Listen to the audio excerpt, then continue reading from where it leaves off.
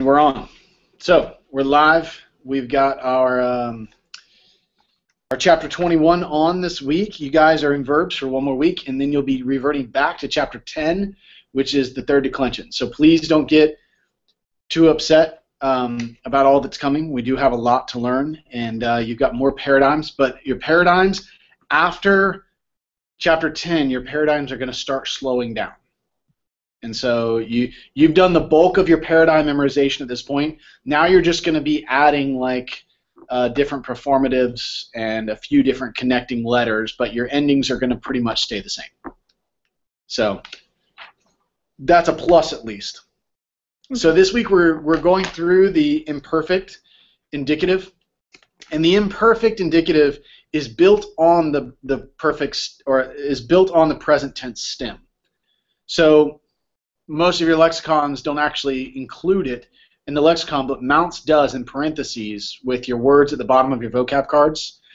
This is to let you know where it sits, but it is built on the present tense stem, so there's not much of an adjustment. That's probably why you're learning this chapter right after the present tense, because it's so similar. It just follows the same stuff. So as we continue, there's some important things to know that you don't need to get confused about. Anytime there's a tense that takes you and is talking generally about the past, it's going to augment. And augment is just putting a vowel at the beginning of a word. Okay? You don't need to get confused by this. Matter of fact, I love augments because what they tend to do is they become markers that you look at and you go, oh, I know what's going on. There's only a few possibilities this word can be. And so an augment actually is pretty helpful.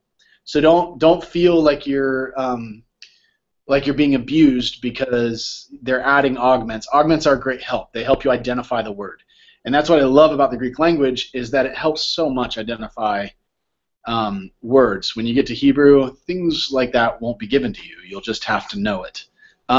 So the augment is important, and it's just going to change the front of the word depending on if the word has a consonant at the beginning or whether it has a vowel at the beginning will determine what the augment looks like, but we can work through those things. The other thing that you need to understand is that in the present tense, and any tense that generally is not the past but is not augmented, is either present or future, you won't have an augment, but you'll also be using primary endings. Now, don't get too excited about this because the endings get goofy, and sometimes you'll be in like other forms, and we'll deal with that when we cross the bridge, where they'll use primary endings when really they should use secondary endings. But what you learn in this chapter is you learn about secondary endings. So you're used to seeing luo, lues, lue, luam, luete, luusi, and you're used to the passive form of that, right? My, psi, tai, metha, essa, ntai. Now what you're doing is you're shifting into the secondary endings, which if I just gave you the endings, it would be nu, sigma, blank, mente, nu, and then main, sa, ta, metha, essa, nta. And so that ending completes your ending kind of chart thing, and you're going to see the secondary endings generally. These are general information. Only time you don't see it is when it doesn't do this. But the secondary endings are going to attach with augmented words, and your primary endings are generally going to attach with unaugmented words. The only time they don't do that is when they don't. And so we'll get to that. So it always does that except for when it doesn't. I think that's the phrase. And so the imperfect communicates a continuous action in the past. So I study now becomes I was studying. You can use the gerund for this continuous, but yeah, it's equivalent. The augment is equivalent to an ed. It's in the past, but for the imperfect, it's a continuous past event. So it's really actually neat. Even though you do more work in the verbal structure of Greek, the verbal structure is broken up in a way that it doesn't leave a lot of room. There's still some ambiguity, but it doesn't leave a lot of room for ambiguity because there's different verbal tenses for almost every function of a word. So the past continuous is the imperfect. And so we're going to move through the endings, through the imperfect, and really they try and introduce you slow on this. There's some of the rules of contracting that go on with the endings, and Aaron and I were talking about it before we started recording, that there's a few rules with how things contract, and we'll talk about those a little bit more, but you just need to be aware of those. You'll notice in like your paradigm on 21.9 that you've got luo is your verb here, and these are your secondary passive endings, and you see luomai or luomane and then luu, but yet you see your connection vowel is epsilon and your ending is actually sa on there. Well, some contraction has taken place. The sigma gets squeezed out because it doesn't like to be between two vowels. The sigma, you just need to remember, okay, and what I always remember is the sigma's kind of a sissy. I'm serious, that's how I remember it. The sigma's a sissy. When things get tough, sigmas usually bust out of town. They don't like being there. They don't like being there when things get squeezed. When usually a sigma's the first one to go, I quit, I'm out of here. So sigma's a sissy. That's just the way it works. And in this case, that's exactly what's happening. It gets squeezed when that connection vowel comes on. The epsilon and the omicron squeeze the sigma, and the sigma says, I'm out of here.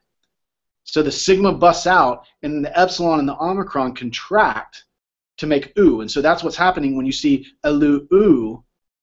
It's actually an epsilon connecting vowel contracting with the omicron that's left in the ending after the sigma busts out of town. So sigma is a sissy. You're going to see that. Sigma generally is a sissy. It happens a lot. It'll happen in your third declension. So that's just the way that works. There's a few other sissies out there, like the tau. The tau is a big sissy. The tau doesn't like to be alone. So if a tau is at the end of the word and it's all by itself and nothing's behind it, it just drops off. It doesn't want to be there, so it just leaves. So we'll talk more about that when we get to the third declension next week.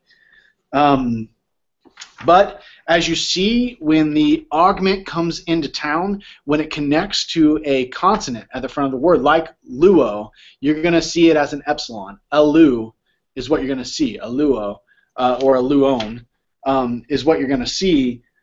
Whereas if it connects to like a word with a vowel in front of it, like agapao, then what you're going to see is a lengthening of that. Agapone, right? I think that's right. Is that right? Sure, why not? That's what we're going to say.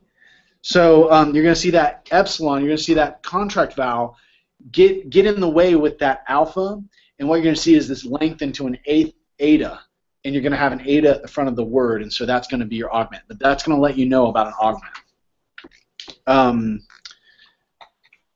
Other than those things, when you look at 2110, where it starts this section of characteristics of an imperfect verb, what it's going to show you is it's going to show you that there's a few things that happen that we just talked about, but the contractions are going to get a little goofy.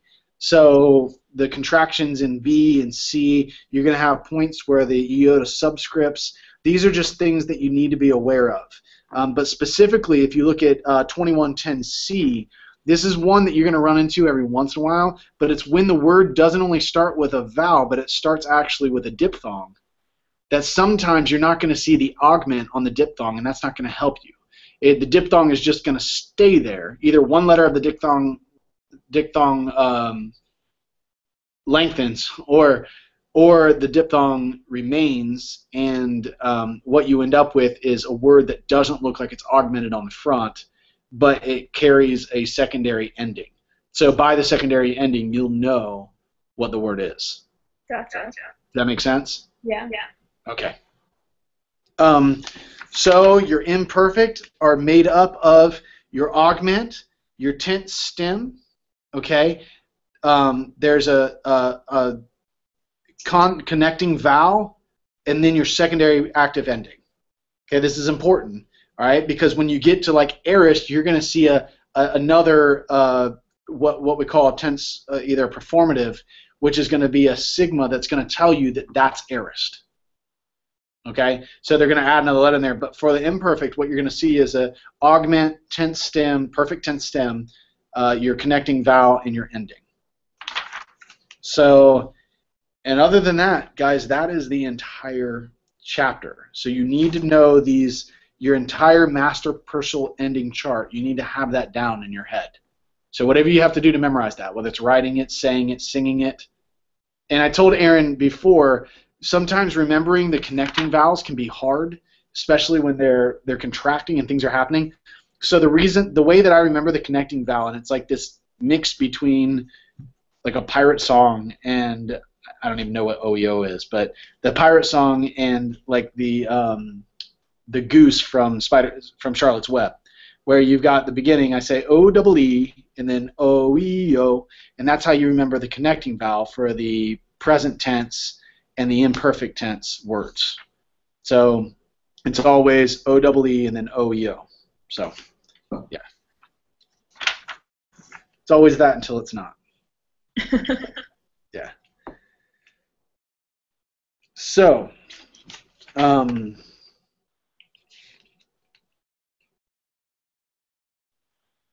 deponent verbs. If a verb is deponent in the present, it will also be deponent in the imperfect since both are using the same stem. Are we going to learn more deponent verbs? Yes, you are. Okay. Yes, you are. You're going to continue learning deponent verbs. So, yeah. Yeah, you are going to absolutely learn more deponent verbs. Okay, in 2117, this parsing hint really quick I want to read. When you see a verbal form, I recommend that first question you ask is this a present tense stem or something else? By doing this, you are really asking, what is the tense stem of the inflected form I am looking at? Is it the same as the present tense stem or not? If the stem is the same as the present tense stem, or if there is no tense performative, then the verb is probably a present, or an imperfect if it is augmented. If the stem is different, then it is another tense that may have altered the root. So. What's the root? The root. The root is it's where all the verbs are formed from. All the forms of the verbs are formed from the root, and I'm trying to find. There's actually a nice picture that talks about that. Where it be? I think it be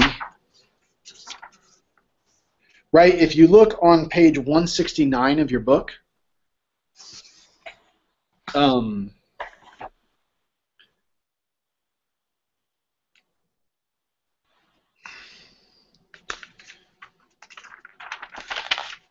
you'll see a little diagram there that talks about the verbal root. And the root is, and you're going to get more information about this, but the root is going to be the very bare minimal. It's usually a trilateral root of a word. You're going to see the bare minimum of the root, and then off of that root, all the stems are going to be formed. But in Greek, you want to be careful. There's something called root fallacy. It's when you do a word study and you start grabbing at the root for its like base meaning and then impressing that on all the stems. And you want to be careful about that because that's not actually an appropriate way to do a word study. Because the words take on their unique meaning in their stems, not at the root level. Okay? Will we learn that in Greek interpretation? You will, yeah. As you keep going, you'll read books about that entire thing, about how not to do that. So, yes.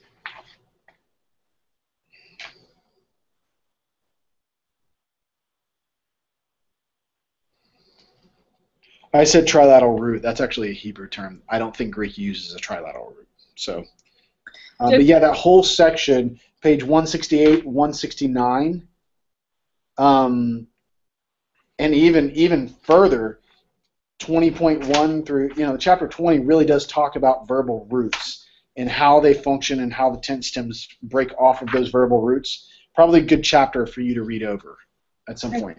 Chapter 20. 20. Yeah. Ryan had a question. Yeah. Oh, did I get that? Yeah. 2117 is saying it all. Let me get to it. Just what we were on. Okay. Yeah. What's his question? He's asking about 2117.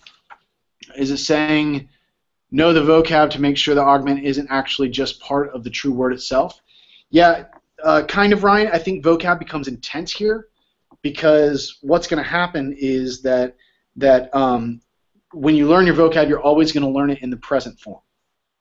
And if you see the word, and I don't want to jump too far ahead, but when you're looking at things like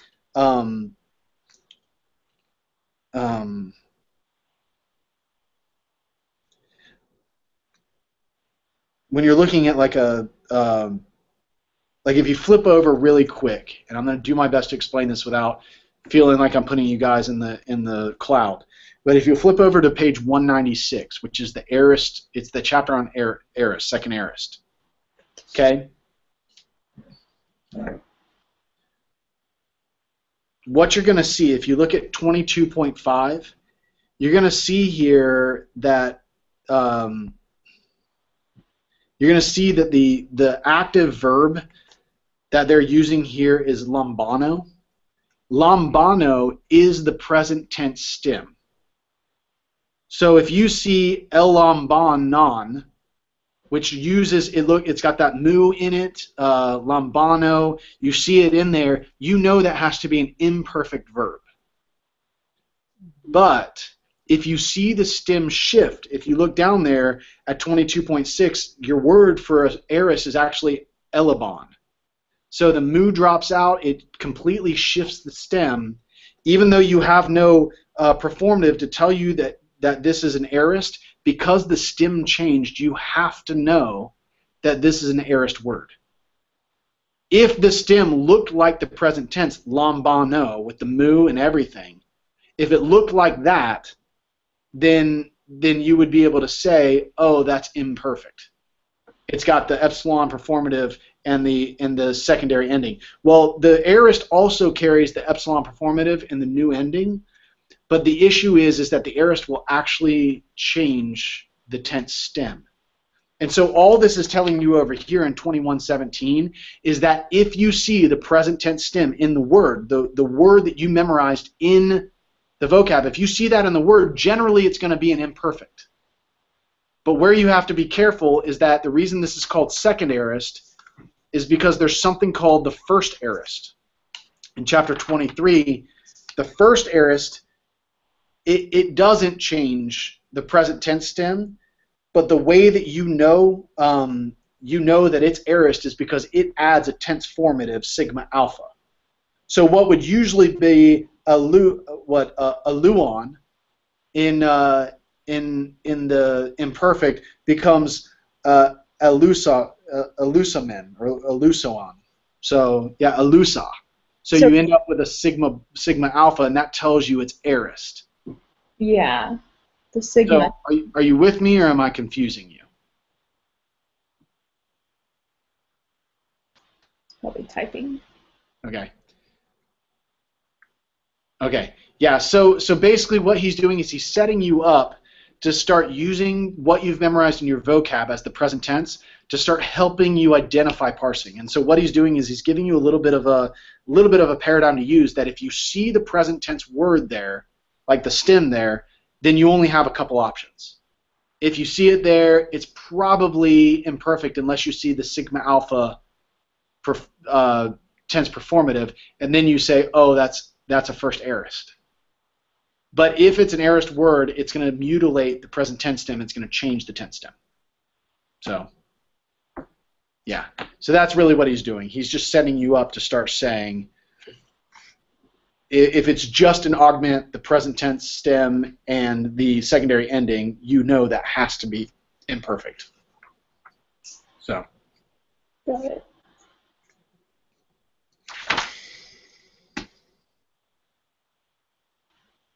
Okay. Look at 21:20, because this is important. Compound verbs. So take like catabino, or any, like a compound verb is a verb that has a present tense stem but throws a preposition on the front of it and attaches to the verb, and that becomes a compound verb. Okay? Okay. The goofy thing about compound verbs, and I know that you guys had this PowerPoint in your class because Jake made it, but the goofy thing about compound verbs is when it augments, it doesn't augment in front of the preposition, it augments in the middle of the word. So it augments after the preposition but before the present tense stem. That's why you need vocab. Say what? That's why you need to know your vocab. You need to know your vocab, yeah, because katabino is kappa, alpha, tau, alpha, beta. But when it's augmented, it's kappa, alpha, tau, epsilon, beta. And when you see that epsilon, you go, wait a minute, I know what that is. That's an augment. And the reason it's augmented there is because of, I'm sorry, guys, I got to give kids a hug. Hey, buddy. See? Yeah, you see? Want to kiss? Yes. Okay. You want to say hi? Hi. Hi. Hi. Keep blowing a kiss. Yay. All right. Hey, can I have a kiss? All right. Gotta go. All right. Love you guys. Okay. Oh, careful. You okay? Okay. Bye-bye. All right. All right. Bye-bye. You like to be on camera. That's Bye-bye. good. All right. Sorry, guys. Thank you. Hey, I do not have a counseling appointment, so yep, I'll be home. Sorry. Family time. So yeah, so that's where knowing. Okay, sorry.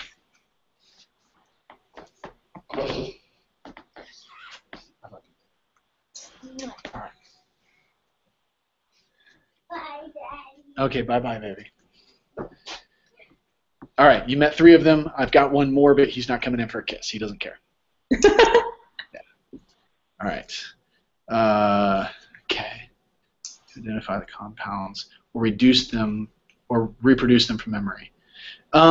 You'll just need to be able to identify them. Now, the thing, Ryan, about reproducing them from your memory is that you're gonna, whether I tell you you don't have to do that on a quiz or not, in your mind you're going to have to, because if you can't look at a word and know what it is in its lexical form, know what it is fully, then you're going to have a hard time identifying whether it's augmented or not. Does that make sense?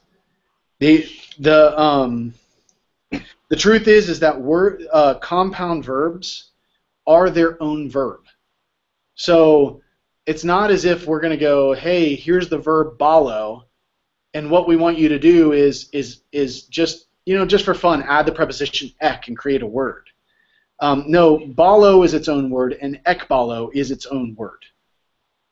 So when you learn in vocab, you're going to learn ballo as a word, and you're going to learn ekballo as a different word.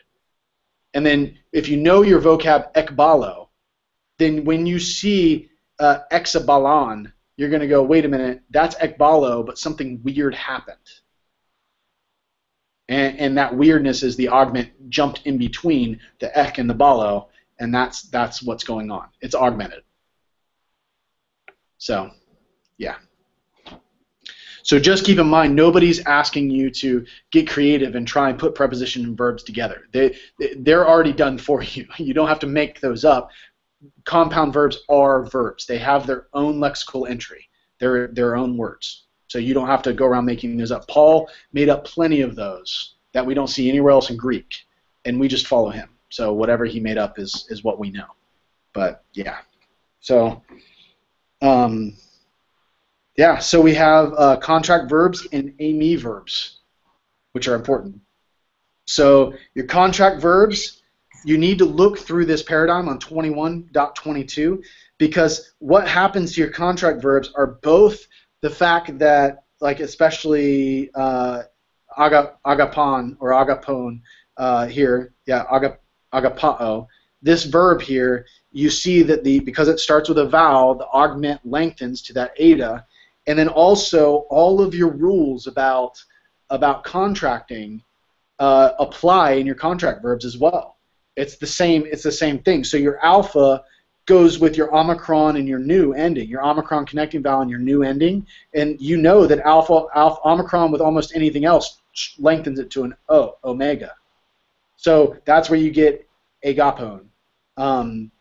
And then you see the way it functions with the sigma there. You see the way it functions all the way across the board. These things happen. What you don't get with a contract verb in the imperfect is the help that you got in the perfect. Remember, in the perfect, we always said you could tell something was going on at the ending because of why?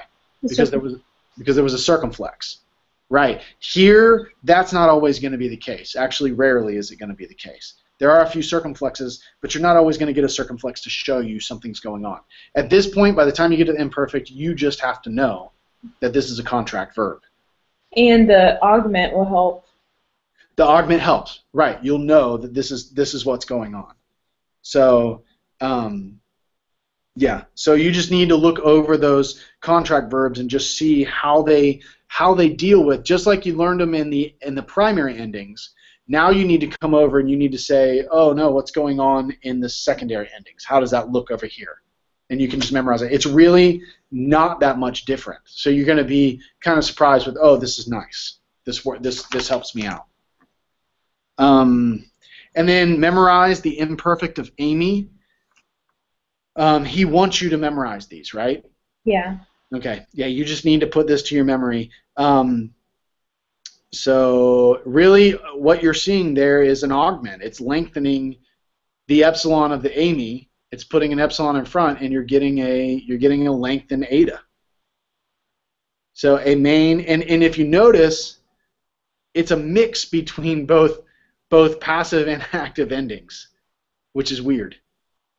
Yeah. Because your first singular is main, and then your sigma there is an active ending, and then your new, and you got men, both active and passive, middle passive, that can be your ending for the first plural, and then so on. It's just, it's kind of a mishmash of things. So you just got to put it to memory. So, Gotcha. Any questions about the review before we dig into the dirty? I'll probably have questions when we dig into the dirty. The dirty. Got it. All right. Fantastic. Well, then let's dig into the dirty. Do you want to go workbook? Do you want to work on some vocab or some parsing? I mean, I don't know the vocab very well. I was trying to get some of it down, but I think parsing and then translations is what I always like to do. Sure. Ryan, if you want to do something different, feel free. Right. Well, we can start there. Let's do a little bit of parsing. Let me get a sheet of paper really quick. Okay.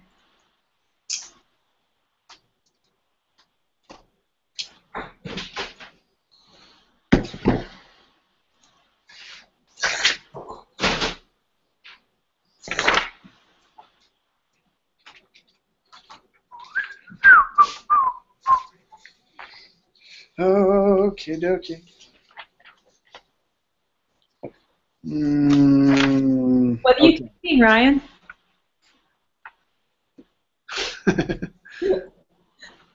All right, tacos. Well done. Good choice. Good choice. All right, let's see what we've got here.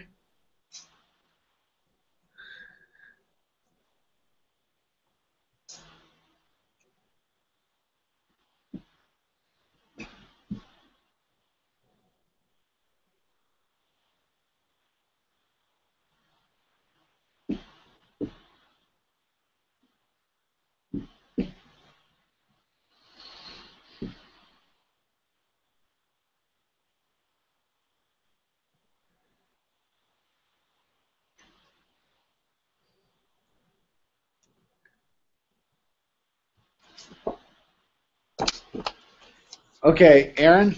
Yes. Hit me with this one. Okay. So that's Erico,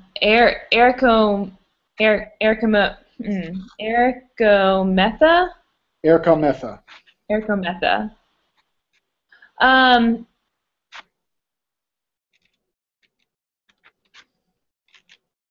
well, this is hard because, like, I don't know if this is, if it's the present or imperfect, Okay. right? Yeah. Because metha would be first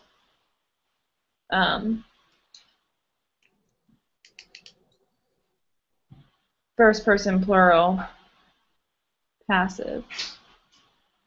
You can parse this. So it's first person plural passive. Okay. Is it? Hold on. Can you say passive? Or middle, it's deponent. Good call. Don't get mixed up on that. Don't start looking at your secondary endings or primary endings and say, oh, that's passive. Right. Because if it's deponent, it's deponent. Right, it's deponent. Okay. Okay, so it's deponent. I get confused. Like I have this rhythm going. So it's tense, mood. What are the three categories? Tense, voice, mood, person, number. Tense, voice, mood. And then what? Person and number. Person and number. Okay. So tense is like, what's tense? I'm sorry. I know this Present, imperfect, aorist. Okay. Yeah. What does that describe again? Your present tense is what we learned the last chapters. Right now you're learning the imperfect tense. Okay. Later, remember, imperfect is a past continuous. Right. Present is either continuous or undefined. Aorist will be past undefined. Okay. Yeah. Okay. Future tense would be future. I mean, obviously. Yeah. So that could be either present or imperfect. Why would you say that? Because of the amatha at the end. You're right. It does share the same ending, but what are you missing? I'm missing an augment. Well, if you're missing an augment, Aaron. Then it has to be present. Right. It cannot be imperfect. Okay. So an imperfect will always have an augment. Always. It has to. The only exception to that is when there's a diphthong. It's possible that the diphthong does not carry the augment out. Okay. That it doesn't lengthen. But in a word like this, you're going to see that epsilon turn into an eta. Okay. Got it. Okay. So therefore, it's present, deponent, indicative, first person plural. Okay. And what's the lexical form? Erikomai. Good job. Good job.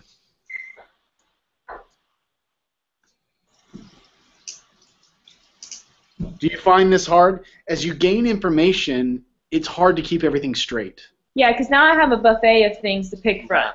Right. And your buffet, as we get deeper into the verbs, is only going to get bigger. Yeah. So that's the thing, is that keeping these things straight and slowing yourself down and start following the rules. No augment? Hey, I know it's got to be present, future. It can't be a past. Oh, is there an augment? Well, then it has to be a past tense. So either imperfect or aorist. Okay. You can't allow everything to jumble together. You've got to work it through piece by piece. Yeah. Start at the beginning of the word. If you see an augment, great. It immediately limits your what you can do. If you see that it's got the present tense stem, you go, oh, yeah, I got that figured out.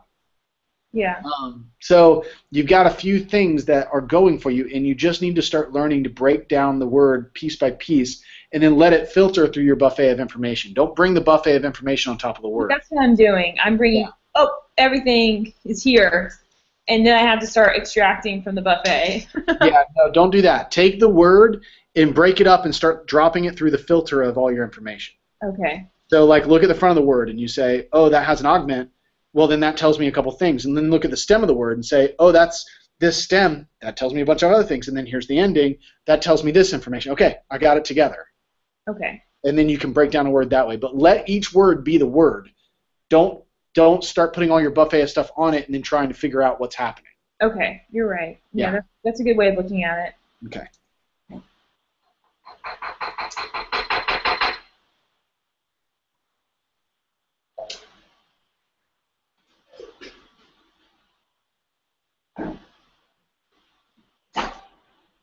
Okay, let's look at this one. Okay, peri epate.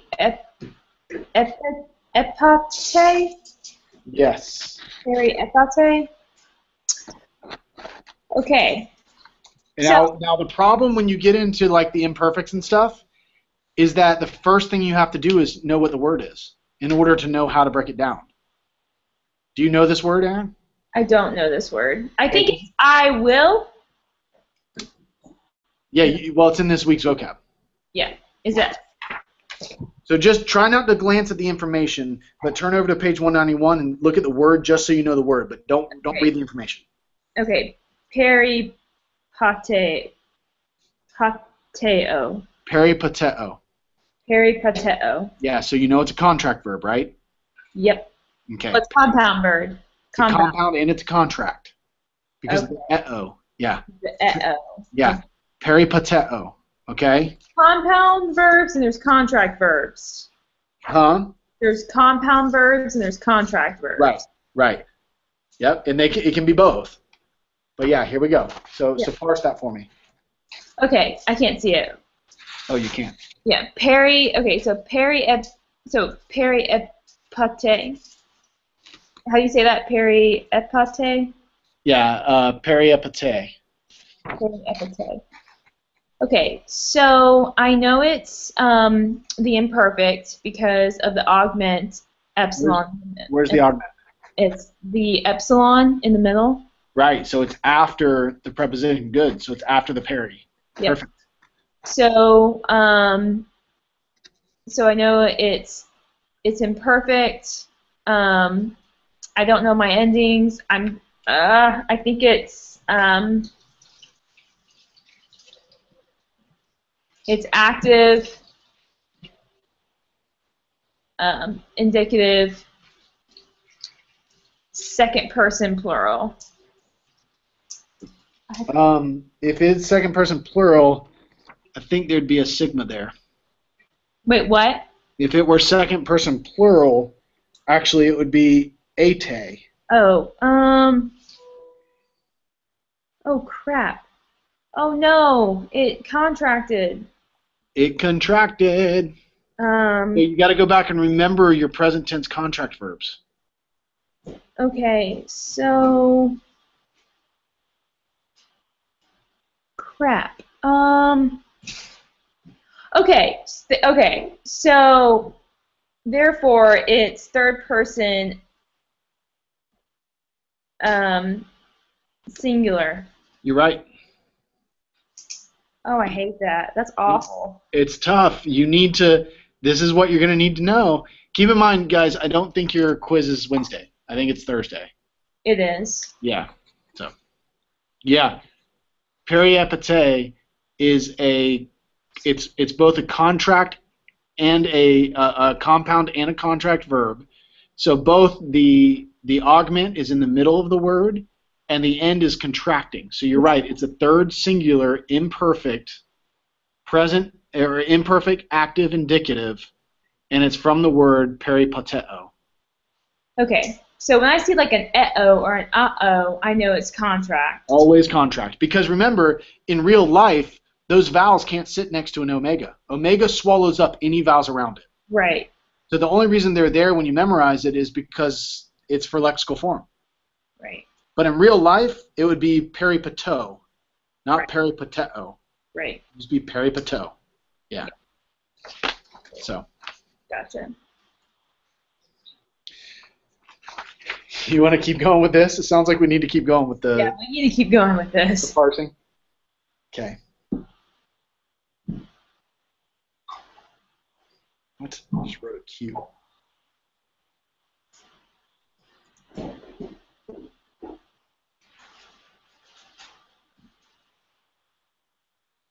Joseph, Ryan's talking to us. Oh, Ryan?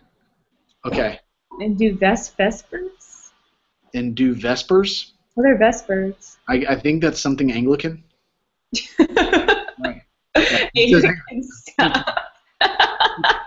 All right, man. Enjoy your tacos and your Vespers. Ryan, that's another conversation that we'll have. I hope the tacos and the Vespers don't, cause problems together. All right. Okay. All right, Joseph. All right. Thelamin. Let's try this one. Okay. Thelomen. Okay, Thelomen. All right, so I don't see an augment. Good. Filter that through your info. So therefore, it's going to be present, Right. active, indicative, and then it's going to be first person plural. Good. And it's from what word? You had to ask me. Fellow? Yes. Hello. Good job. See, if you take the word, just let it be the word and break it apart and filter it through what you know. Right. You can engineer pretty much anything. Right. No, that's good. That was very helpful. All right, let's try some more. Okay.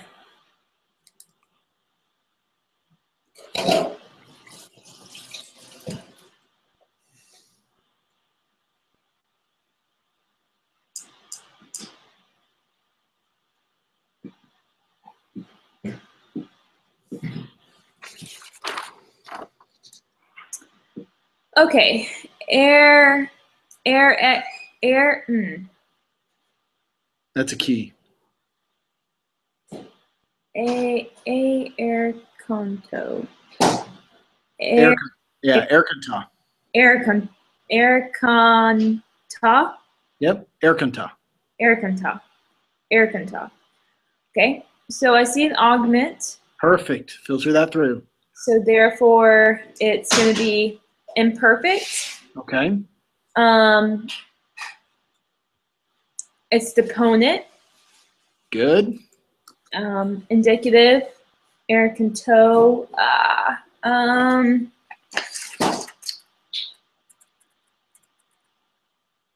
Therefore, it's going to be third person, singular. Okay. And you got one part of that wrong. Oh, okay. It's imperfect, deponent, Right. indicative, Right. and it's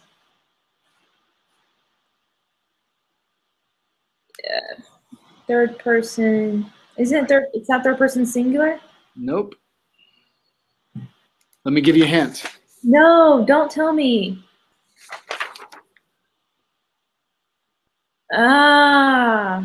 So it's third person plural. Right. Remember, third person plural and third person singular look a lot alike. Yeah. And the only way you can tell is if the new's there. Yep.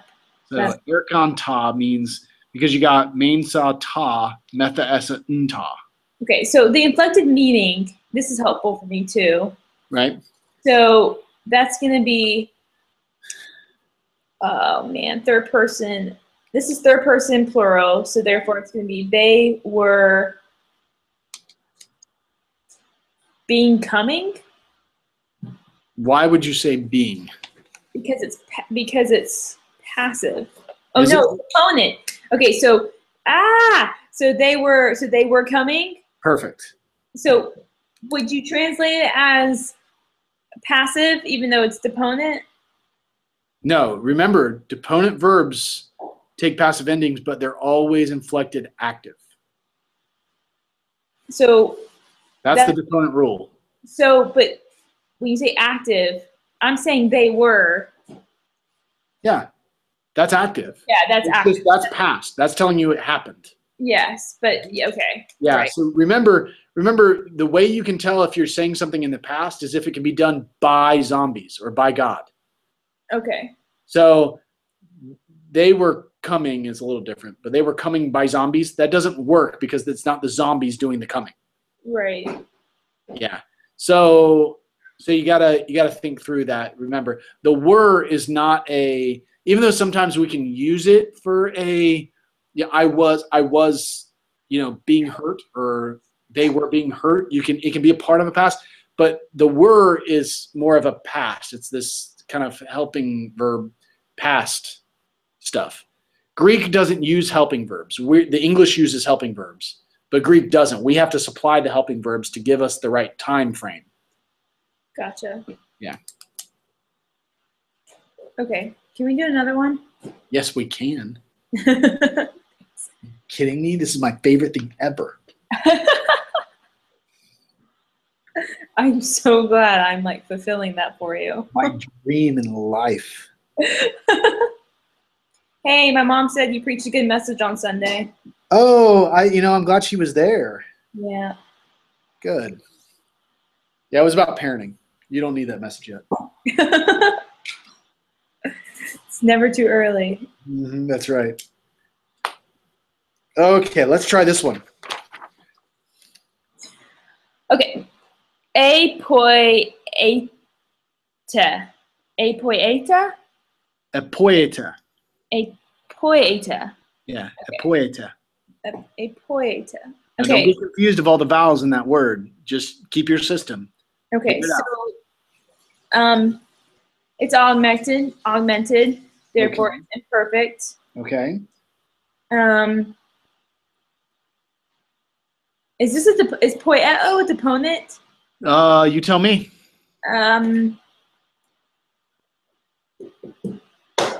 I don't think so. It's not. You're right. Because if it were, it'd be poiomai. That's right. Oh, right. That's right. I knew that. Okay, so it's imperfect.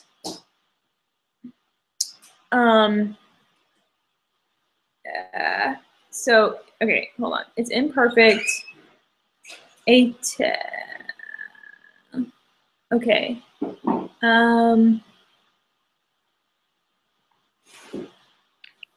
Okay. Wait. Oh crap.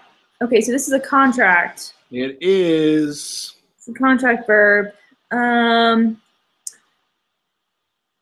Okay, so all right, it's imperfect. It's active, indicative, second person, plural.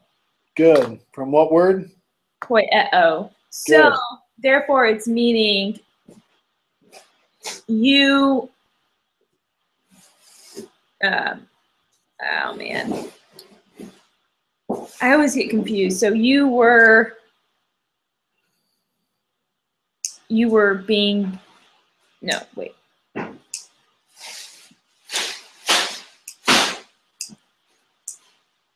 No, you wait. It's all right. Work it out. Slow down and just think through it.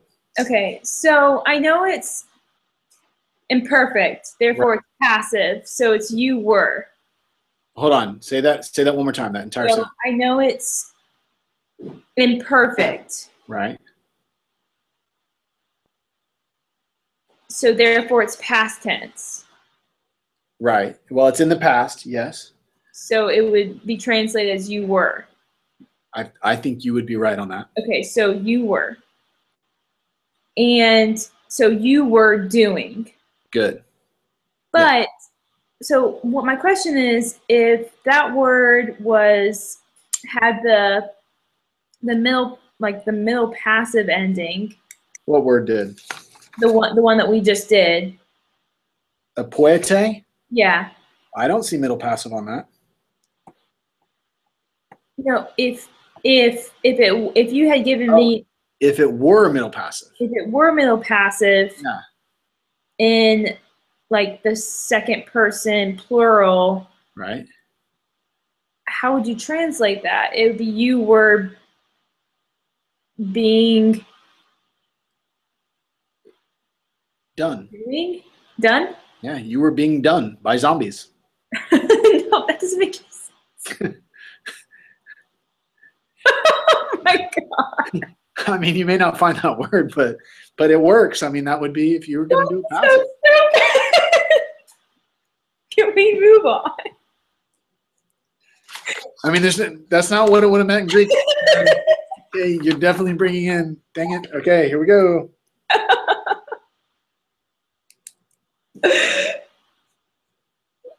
All right. Let's go to the next one.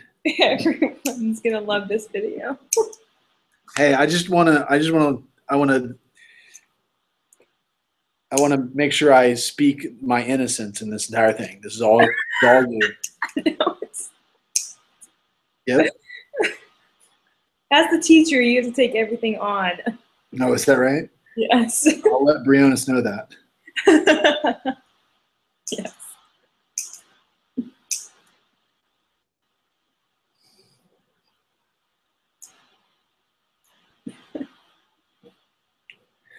Okay, you ready for this one? Okay. Are you ready for this one? Yes, I'm ready. Okay, I want to see if.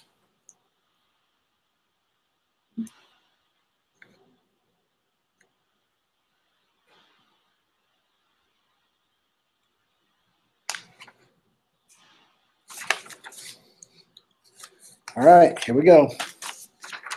Boom. Okay.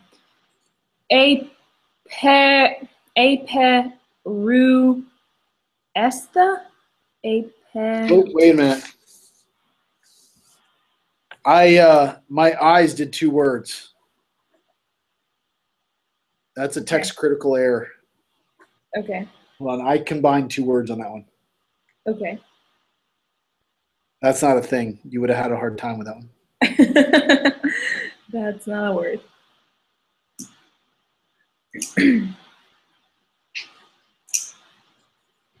Okay, let's try this one. Okay. Aperotome?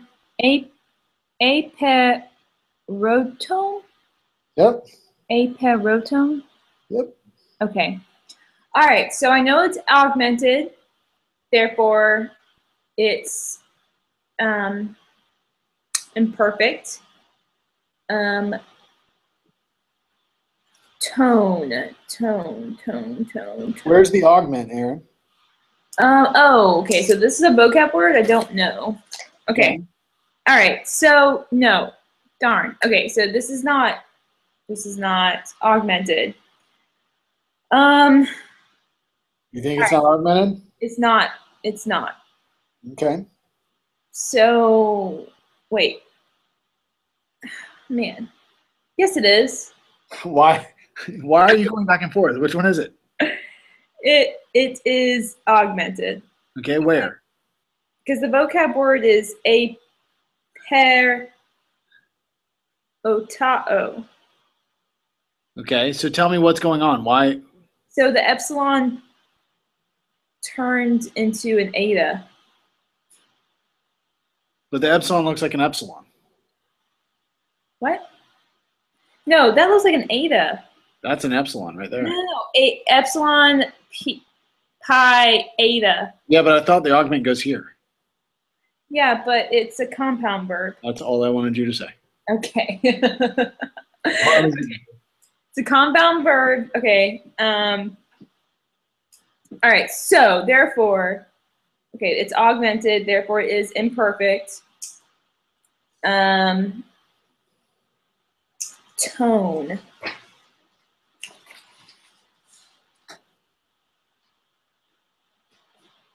This ending, how is this tone? Oh, crap. Why do you do this? Wait, why? I don't know what to do with this own at the end. Well, hey, tell me, this word that you don't know that's on page 191, Yeah. not only is it a compound verb, but what else is it? It's a contract. Right. So when it comes in contact with an, oh crap, this is awful. Okay. Okay. All right. So it's imperfect. It's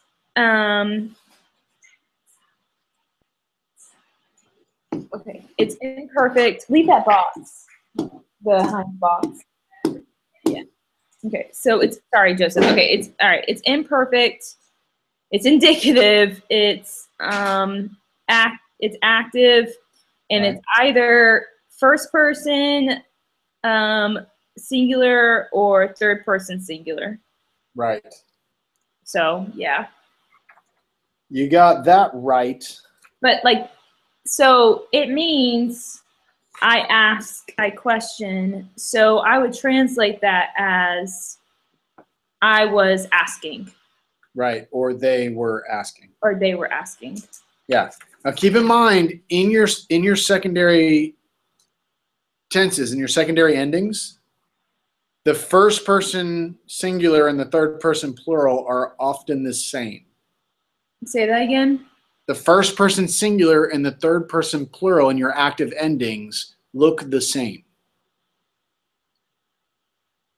But you'll never really get these two confused because it's going to be always obvious in context. Are you with me? Oh, yes, it's context. Right, but look at 2114 on page 187. Okay. Okay, and if you look at the right side of that chart there, and the top, you see a luon. Yeah. And then in the third plural, you see a luon. Yeah. They look the same. First or third always looks the same in your secondary endings. Right. Specifically in the imperfect. Right. Okay. And in the second aorist, but still. Okay. All right. Got it. So you just have to keep that in mind. Okay. Okay. You did that one well, though. Good job. Thanks.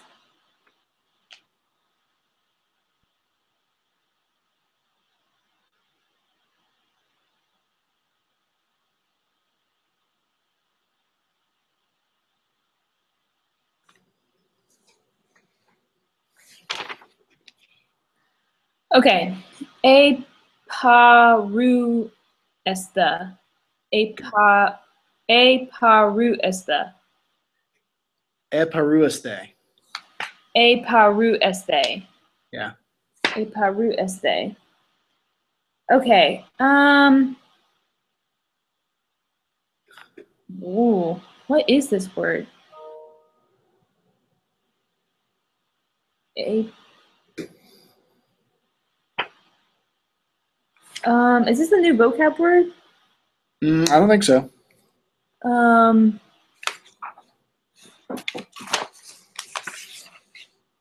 only thing that's coming to mind is paru omai. Oh, Hey, okay. that's All a right. good one. Paru omai. So therefore, it's augmented. Therefore, it's it's imperfect. It's deponent. It's It's indicative, and esta. How do you pronounce that? Is it esta? Yeah, este. Este? Yep. Even though it's an epsilon? Well, I mean, yeah, esta. Sure, that's fine. Yeah. Eparuesta. Esta, it's second person plural. All right, good job. So From what word? therefore, it would mean you were filling because it's deponent. Hold on, Peruomai, that would be plerao. Filling. Oh. You plerao. So what is Peruomai? Paruomai is going. Yeah, like I go, I walk around kind of a thing. You were going. Yeah. Okay. Okay. You guys were going. Okay.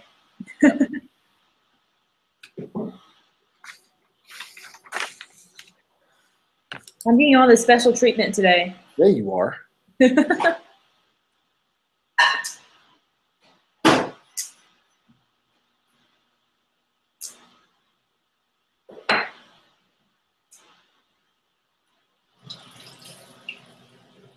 Okay.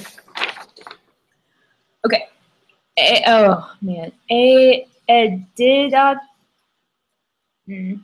don't know how to pronounce this. Adidaskin.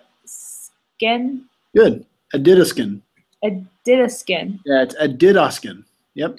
Adidaskin. Okay. So, all right. It has an augment, therefore it's imperfect. Boom. N ending. Ending. Okay, so it's active indicative, imperfect active indicative, Okay. third person singular. Wait a minute. I thought the third person singular didn't have an ending. Well, sometimes it's a movable new. Yeah, but how do you know the difference? Because the first person singular and the third person plural have news endings also. Wait, say that again? The first person singular and the third person plural have new endings also. But the connecting vowel. Ah, that's all I wanted to hear. Yeah. When you see an epsilon there, you know it can't be first or third because those are omicrons. Right. That's a dead giveaway, especially with a new that's third singular. Yeah. Good job.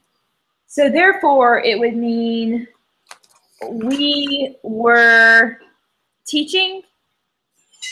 No, he, she, it are teaching. R would be present. He, she, it were teaching. Good. Okay. It'd probably be was. He, she, it was teaching. Oh, yeah. Thanks. All right. Grammar police. No, that's good. He were teaching. Yeah. Okay, Aaron, do you want to hit the translations a little bit? Yeah, let's do it. All right, I'm going to let you guide me here. I'm here for you, so you tell me what you want, what you really, really want.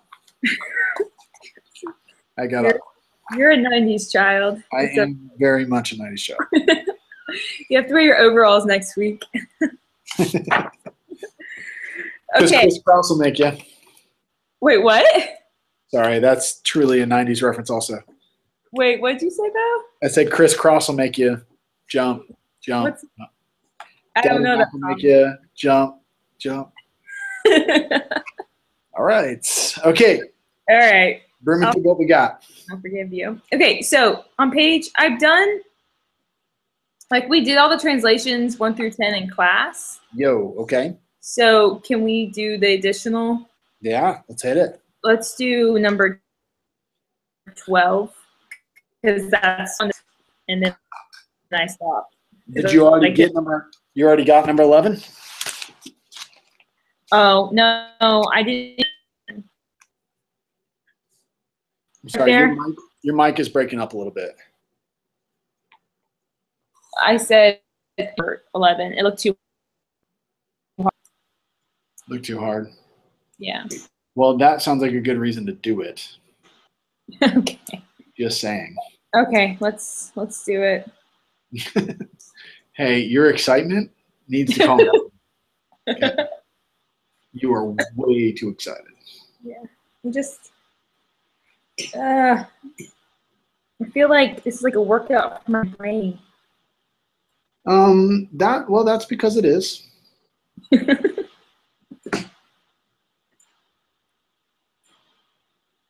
Okay, I got to get to exercise 21, track 2. Yeah, and quit for 20 minutes. Yeah, that's it. You guys and your track 2 stuff are killing me. Wait, what? What's for New Year's? Me and Broken Baby. Dude, we'll both.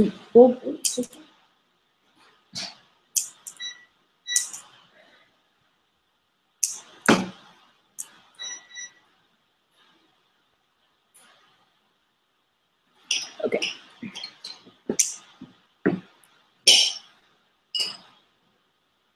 Okay. All right, let's do this jump. Okay. Okay, so I'm looking at the verb amen, amer, amer,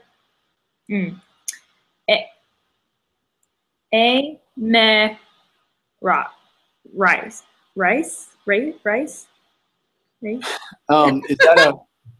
Is that a rough breathing mark on the Ada? You can't. You're the teacher. You can't laugh at me. No, it was something else. I saw something else. That's such a lie. Okay, on the Ada, is that a smooth or rough breathing mark? It's a rough. Okay, so how does that change the way you were saying it? So it's hey. Good. So hey, I don't know how to say it. Hey, Maris. Hey, Maris. Yep. Ace. Hey, Maris. Hey, Maris. 2 EAs. Okay. I don't know that vocab word. Do I know that? Or is it from 21? You've got a lexicon, right? Lexicon? Alexa, what? But isn't it augmented? That's a good question. I mean, I guess I don't know that for sure. Right. Because, other words do start with a hey. And there's a good reason to think maybe that's not a verb. What is it? What's the good reason? Wait, that's not a verb. Oh, I'm sorry. That's a noun. That means days. Okay. How did you know it was a noun? It's a noun because it has an article, a definite article. That's a good little thing to think about, is that article right there. So good call. And it does mean days. Okay. Okay. So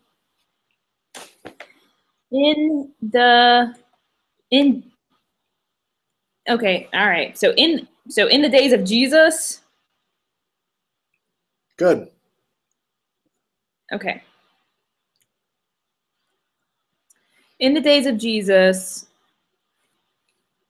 Oh, okay. Hoi roi daimonios ois. So in the days of Jesus, the evil demons. Is that right? You tell me. Well, hoi pane roi is acting as an attributive adjective. Okay. To what? What is it attributing? Oh crap. Daimonios. Okay. Does that make sense? But wait, it doesn't. But it doesn't have the same ending. Oh, it doesn't. So it's not attributing that. It can't be. You're right, because they would, if that adjective were connected to that noun, they would agree in case, number, and gender. Wait, what? If that, you're like breaking up really bad. Okay, if that adjective were modifying that noun, it would agree in case, number, and gender with that noun. Right. Okay. So therefore, it can only be substantival or predicated, or how do you say that? No, it agrees with a noun. If it has a noun, then it can predicate. But if it doesn't have a noun, there's only one choice. Yeah. So the predicate doesn't have an article, right? What do you mean the predicate? The adjective form. There's attributive, substantival, and predicate. Yeah, predicative. Yep. Predicative. How do you say that again? Predicative. It's predicating. You're right. It's a predicate, but the way you would say it is predicative. It's either predicative. It's either attributive, substantival, or predicative, or it's predicating. Okay. You can say that. Yeah. Okay. Predicative. Okay. So, all right. So substantival. In the days of Jesus, okay, but you haven't found a verb in this whole thing yet. Okay, all right. So the verb is a kaluthun. Okay, good. Parse that verb. Okay, Let's start there. Parse that verb. Okay, so it's imperfect because it's augmented. Okay. It's imperfect. Un ending. Okay.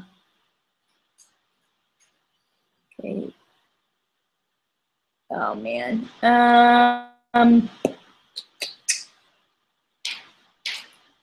Hold on. I can do this. It's gonna be okay. So it's gonna be imperfect, active, indicative, third person singular. Okay. Is that right? Probably not. Okay. Why not? Because the thing that's helping me out is that I know what the subject is. Do you know what the subject is? The evil. Yeah, the evil ones. The evil ones. Yeah. And that subject is plural. But isn't this parsed as third person singular though? I don't think so.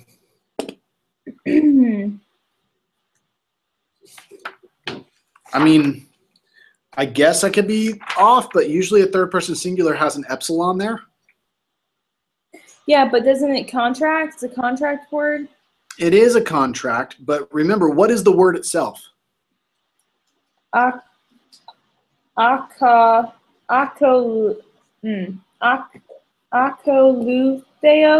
Yeah, akalutheo. Mm-hmm. Okay. Now, if you turn in your book to page 189, Aaron, your regular book, Okay. and you look at your contract verbs there, the middle column is your epsilon contract verbs. A third person singular would look like A, because it would be an epsilon contracting with an epsilon, which would make an epsilon iota. So I was thinking that like it would be epsilon. Omicron, Oh. which is your first Okay. or your third plural. Right. Make sense? Okay. So how does it get it? How does it get an un ending? Well, because the epsilon comes in contact with the omicron connecting vowel, and that contracts to omicron upsilon according to the contract rules. So I'm looking at it now, and it's first person singular. It could be, or it could be third person plural. Remember, those look exactly the same. Third person plural. Oh. Yeah, right. Remember, those look exactly the same. So your subject that's already stated for you helps you. Yeah. Okay, I need to think about this. Sure. So you have the epsilon ending. Yeah. And it comes in contact with the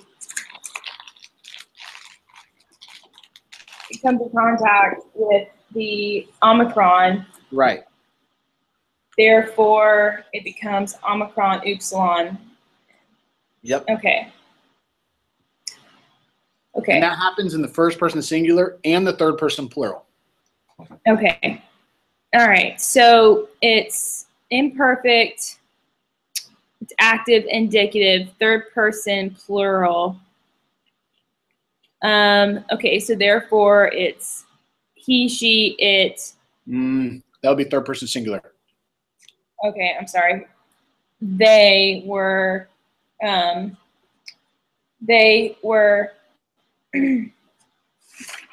were following or accompanying. So the evil ones were following the demons. Yes. I think you could probably leave the definite article off of there since you're not given it in the text. Right. Okay. So you could just say the evil ones were following demons. were following demons. Yeah, because it's not Okay. talking about specific demons here. I mean, it kind of is, but you're not given the definite article. Okay. Allah oi agathoi to curio. But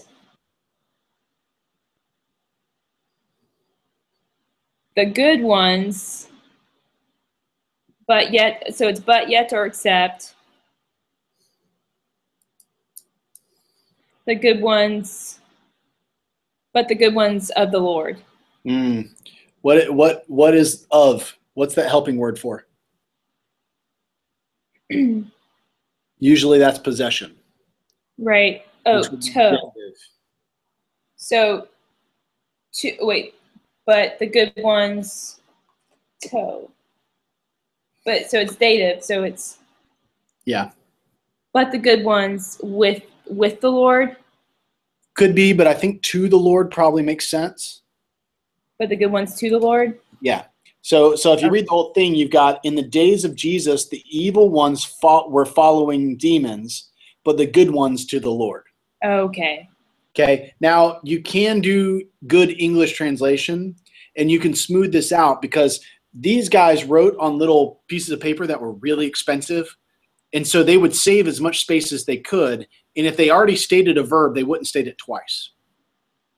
So the way this really reads is in the days of Jesus, the evil ones were following demons, but the holy ones or the good ones were following, the verb's implied, were following the Lord. Okay. You see what I mean? That makes sense. Yeah. The verb is implied in the second part. A lot of times you're going to see that in Greek, and you got to keep in mind they're trying to save space. Right. And you'll see that in Greek as a verb is stated, and they'll just finish off the sentence with the verb implied. Like, you know what I'm talking. You're smart enough to know what I'm talking about. Yeah. Yeah. Okay, that makes sense. Okay, can we do one more? No, let's do it. I've got what you need. Let's go. Okay. All right. So got what you need. Sorry. I forgot that you played in 10th Avenue North. So Long time ago. Recorded that and probably need to delete it. Okay. All right. So hoi de angeloi a kuon to apostolu edidaskin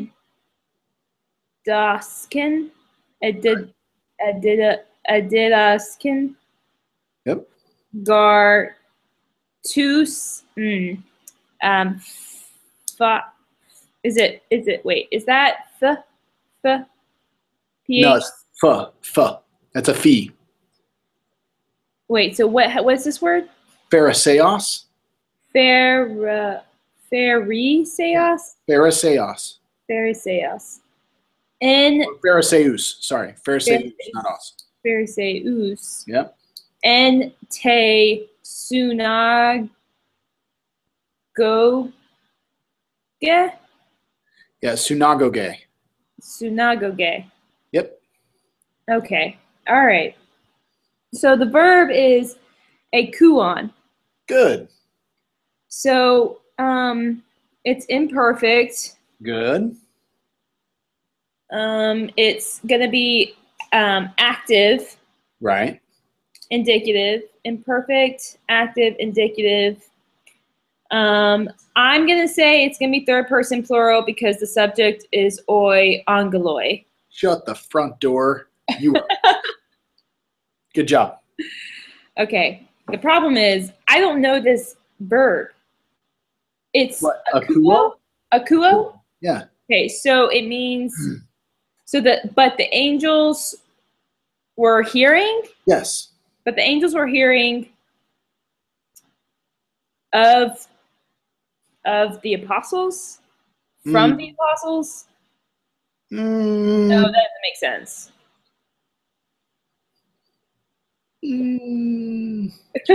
Hearing, the act of that is really kind of listening. So you can list yeah. Okay. Okay.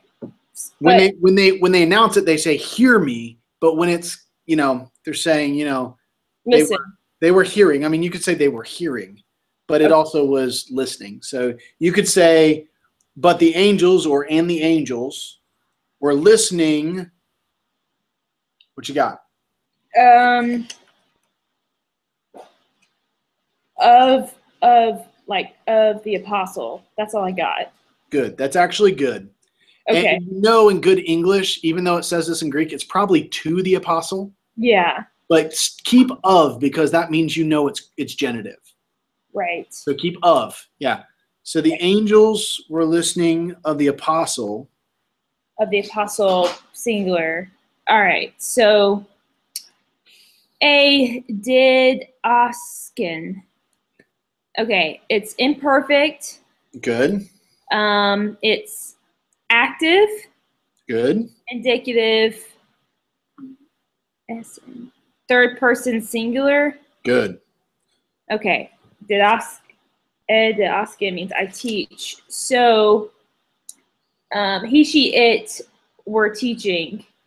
Yeah, and since it's the word teach and it's probably a biblical reference, just use he because that's Okay, so he um so he oh not were he was teaching good. for he was teaching to fa, fa, fair, Tus Phariseos. Phariseus. Yeah. Tus Phariseos. Phariseus. Right. Yeah, Tus Phariseos. So tus is crap. So he was teaching the Pharisees. Good. The Pharisees in I don't know that noun. I bet you could sound it out. Synagogen. And then add that to where Jesus would probably be teaching. In With the Pharisees. synagogue. In the synagogue. Good.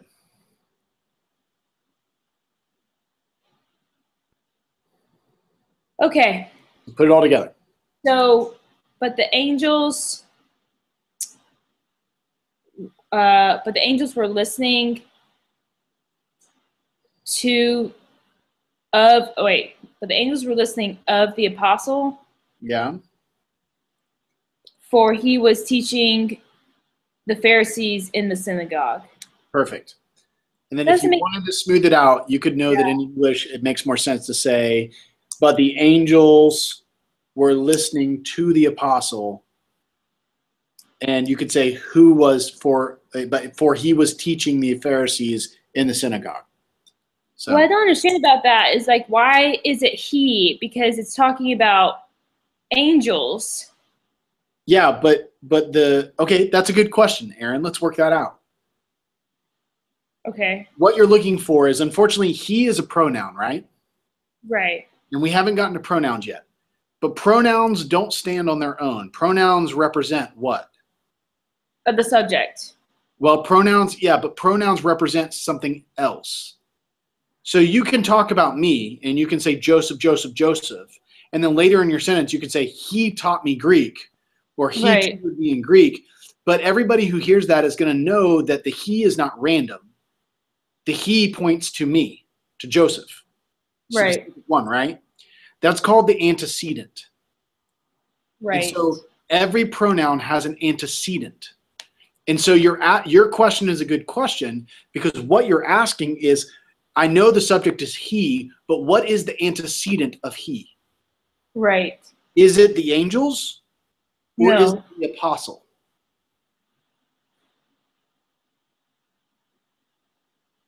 Let me give you a hint.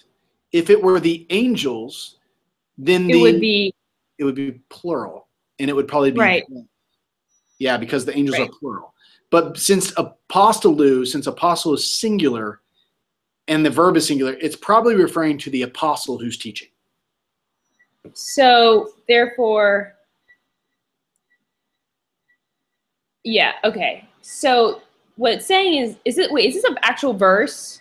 It Here, hold on one second. looks like it was made up. Okay. Yeah. Hold on one second.